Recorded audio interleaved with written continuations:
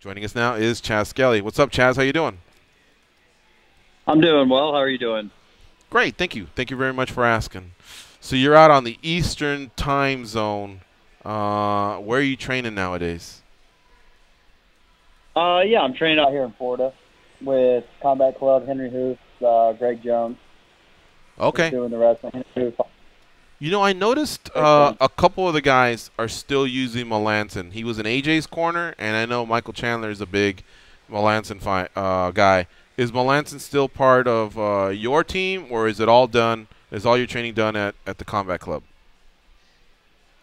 No, he's over with Black Zillions. We're over here with Combat Club. I've seen him a couple times, but he's not part of our team. Okay. All right. Cool.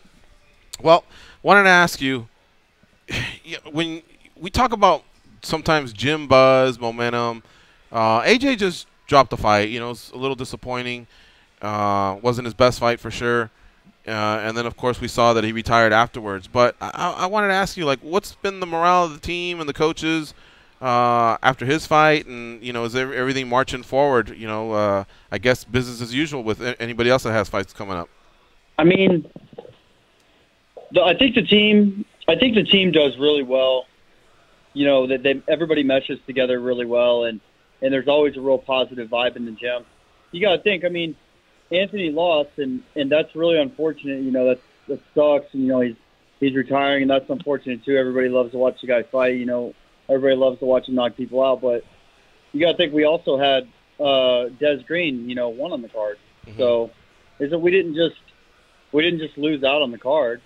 We had a guy win, we had a guy lose, and sometimes that's the way it goes. You're 17-2 overall, which is a very impressive record. And you have a high finishing rate. You have, 13 out of 17 have been finishes. You're 6-2 in the UFC. No disrespect, but I feel like there still isn't a buzz for you like there should be for someone that's 17-2 overall and 6-2 in the UFC. Yeah, I mean, I don't know. Maybe it's because I'm ugly. I don't know.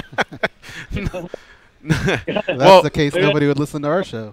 One of the topics, I guess, on our show has just been, does the promoter need to promote, or do the fighters need to help the promoter promote?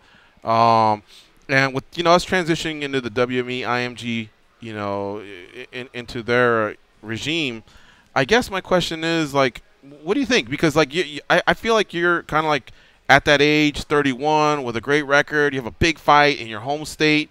I mean, this could really, really be huge for you. So from your end, has self-promotion changed in any way, or are you going to leave it in their hands, or is at least mixing up with Jason Knight, who's also fairly popular? You think this is it right here?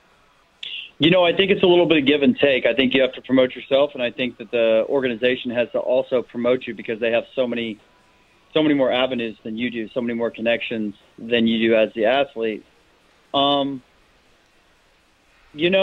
I haven't done a great job of promoting myself, to be honest with you, and I don't blame that.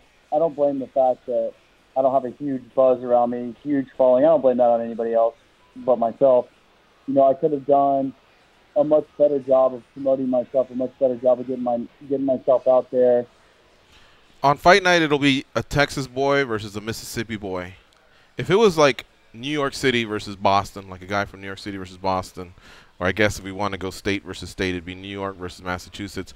A lot of people would go, oh, there's going to be a rivalry there. Is there any sort of a rivalry between Mississippi and Texas in regards to anything that carries over maybe from football or just history itself?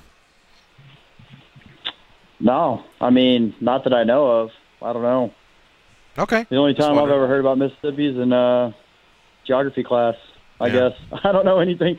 No, I have no recollection of any kind of rivalry there. I would say the only thing I say is there's only room for one redneck in this 145-pound UFC trailer park, and that's me.